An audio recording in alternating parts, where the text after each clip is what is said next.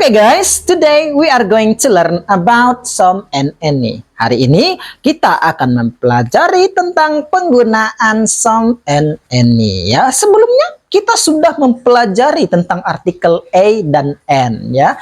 Di mana artikel a dan n diikuti dengan kata benda maka akan menjadi seorang, sebuah, sebiji, seekor dan sebagainya. Nah, saat ini kita akan mempelajari tentang some dan any, di mana some dan any ini jika diikuti dengan kata benda maka akan lebih, jumlah kata bendanya itu akan lebih dari satu, misalnya 2, 3, 4 dengan angka yang tidak pasti.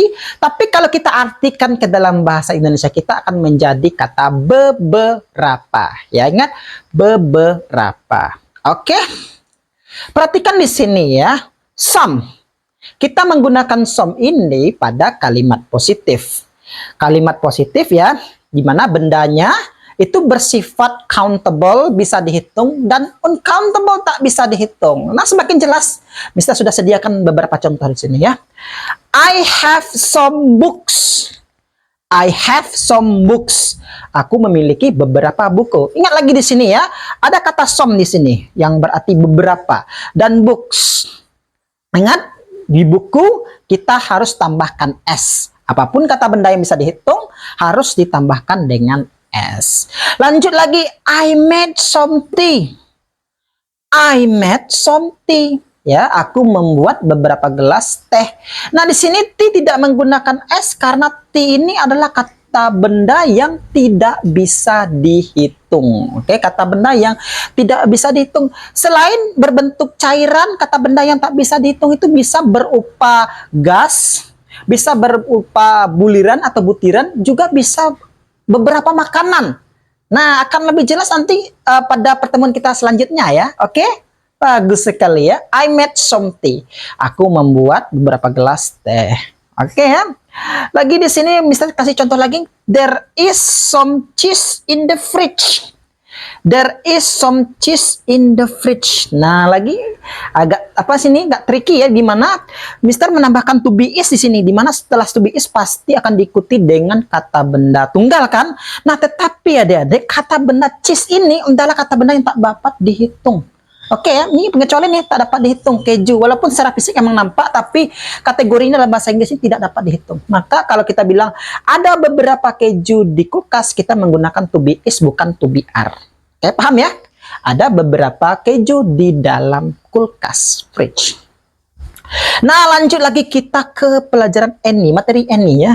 Any kita gunakan pada kalimat negatif dan pertanyaan. Sama tadi ya, menggunakan plural countable dan uncountable noun. Contohnya di sini, I don't have any friends.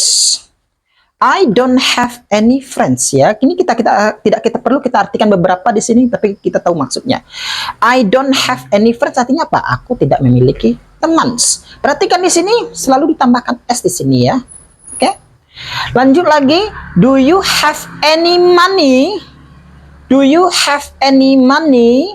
Nah, money kita tidak tambahkan s karena money ini masih tergolong kata benda yang tak dapat dihitung ya. Do you have any money? Apakah kamu memiliki uang? Sudah paham ya? Oke, terdapat beberapa pengecualian nih tentang pelajaran kita mengenai some dan any. Terkhususnya di sini ada kata some ya. Perhatikan, tadi kan kita mempelajari bahwa some itu adalah kita gunakan untuk kalimat positif, bukan? Nah, ada nih beberapa pengecualian di mana some yang kita gunakan itu pada kalimat pertanyaan ya. Tapi pertanyaan seperti apa? Nah, bisa jelaskan ya. Nomor 1, pertanyaan untuk menawarkan seseorang ya. Would you like some water? Would you like some water? Apakah kamu mau minum air atau mau botol air? Nah, gitu maksudnya ya. Nomor 2, meminta atau ask for ya. Kita bisa bilang, can I ask you some question? Can I ask you some question? Bolehkah aku menanyakanmu beberapa pertanyaan? Nah, gitu ya. Lagi nomor 3, ada saran ya atau suggest. Di sini kita bisa bilang, why don't we some ya, kita bisa bilang, why don't we buy some bread? Itu contohnya ya. Why don't we buy some bread? Kenapa kita tidak membeli beberapa roti? Ya, sudah paham ya tentang materi kita? Terima kasih.